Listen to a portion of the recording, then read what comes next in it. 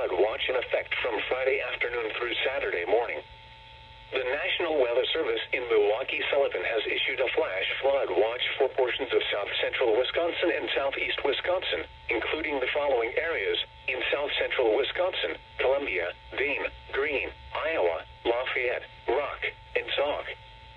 In southeast Wisconsin, Jefferson, Kenosha, Racine, and Walworth. From Friday afternoon through Saturday morning, heavy rainfall of 1 to 3 inches with locally higher amounts possible. Impacts could include flooded roads and intersections, river flooding, and possible rock and mudslides in hilly terrain. A flash flood watch means that conditions may develop that lead to flash flooding. Flash flooding is a very dangerous situation. You should monitor later forecasts and be prepared to take action should flash flood warnings be issued.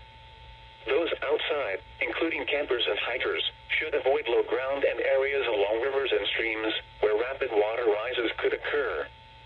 Be especially cautious at night when flash